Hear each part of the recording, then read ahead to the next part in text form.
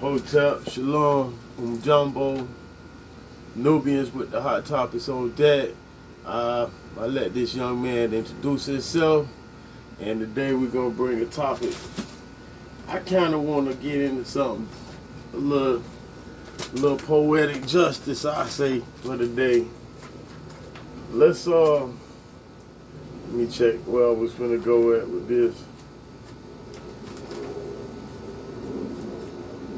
I'm Dalen. People call me Buddy, but check me out at IG at buddy.jm. Yeah. Okay. Go see me. That's what's up. Now, we gonna start off like this. You know, when you go to the tribes, can we find the names of the tribes in the Quran, the Bible, Pentateuch, the Torah, the Tanakh? Do we find the names of the tribes, or do we just find the land that the tribes lived on? The land that the tribes lived on. Okay, because let's just take a record of the tribes out of Africa.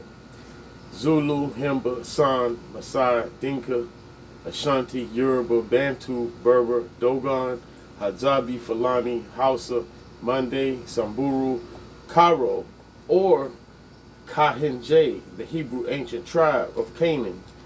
Kahin, so Kahinj.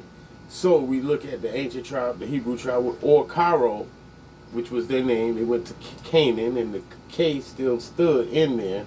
They left Ethiopia and went up there, we know. But we go again, the Congo, Swazi, Pygmy, Kaya, or the Baye, the Elangi, the Hutu, the Tutsi, the Igbo, or the three tribes from Kilimanjaro Mountains are the Shaga, the Kwabi, and the Arusha. Then we have number 28 on the list, Mbakushu or Barsawa. Basubia is Nubia. They migrated to Botswana. Then you have the Nilot, then you have the Wolof, then you have the Bambara, and then you have the Bambitsi people. Now, we just went through a list of all the tribes. Yeah. And then there are other tribes that are on the outskirts that are married in, but they under one of these tribes. Now we look at that history and we see a fact that they're still there, they still exist, and the bloodline is there. And it's here, and it's everywhere. It's on everywhere you go in the world, you'll find one of us. Right. A tribal member.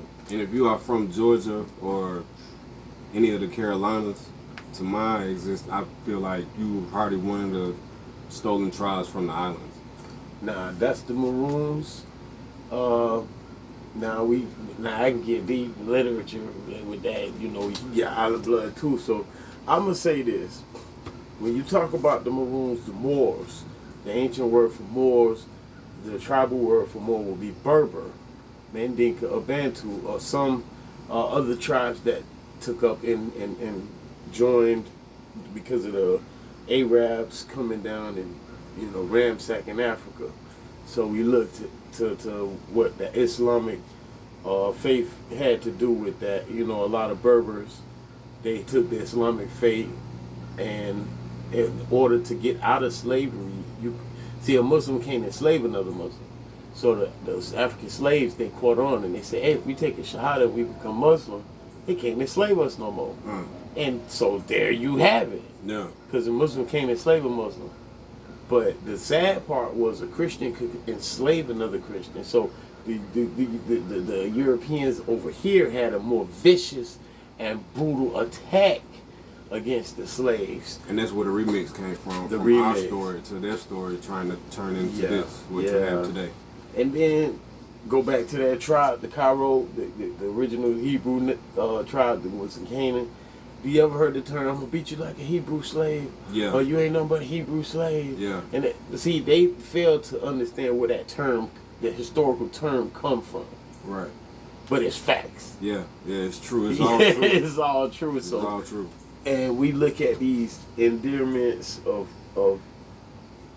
passion that we showed our ancestors as like, man, y'all went through it, and now we here, we gotta go through some of the stuff y'all went through, but it's not as treacherous. It is, but it isn't. But instead of them hanging you by a tree, they hang you with a pencil. Oh yeah, that too. Now the political game, that's more detailed treachery. Yeah. It's 'Cause- treachery in detail, on paper.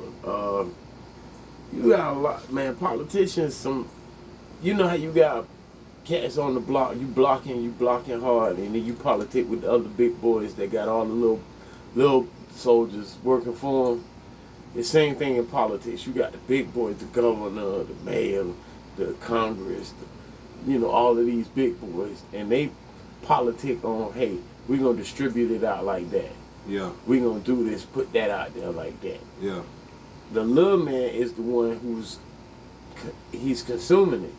He coming up on money to buy stuff.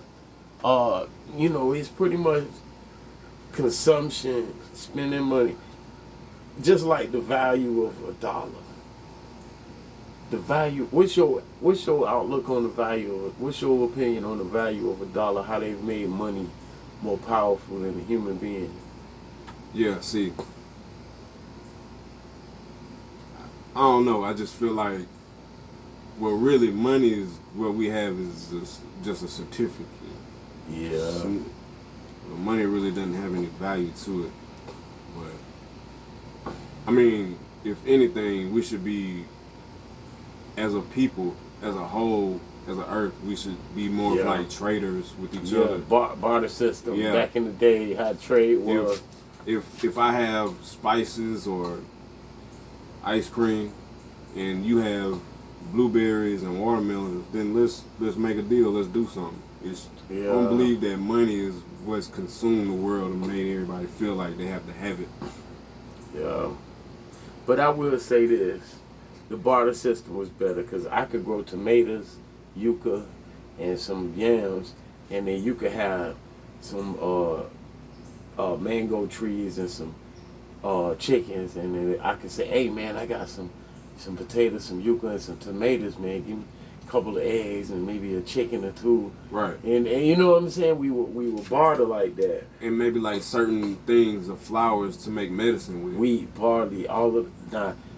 What we did in ancient Nubia, speaking of medicine, is one of the things that people don't know, and I want to put this on wax. In ancient Nubia, ancient Ethiopia, even in Kemet and in certain places of South Africa, the Congo, they used molded. They would let the bread mold, and if someone like had a cut, a scar, or a wound, they would take the mold and put it on that cut. And why did they do that? They did that because they knew the mold had penicillin in it. And the more moldy it was, the more penicillin, the strength of the penicillin in the mold.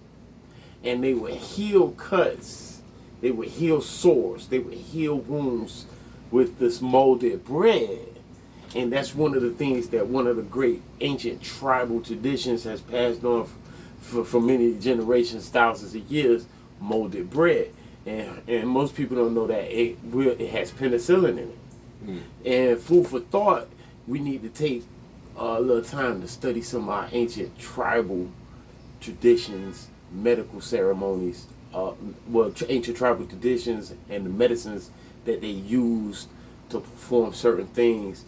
And we take into consideration that they knew this, and now you have other people that's learning techniques and ways to use penicillin in a pill form and this and that, but they're not telling where they learned it from. So we want to give a shout out to Imhotep, the first doctor, the first scientist, the first, you know what I'm saying, Hotep. So we give thanks to that, and that is our ancestor, because when they compared the B111 bone marrow DNA to us, to Nefertiti and all Tut, and it matches. So we match the ancient kings and queens. That's like they say we came from ancient kings and queens. We came from the ancient pharaohs, kings and queens, period. But that's what it is, man. You want to add something to that? We are the original sun people.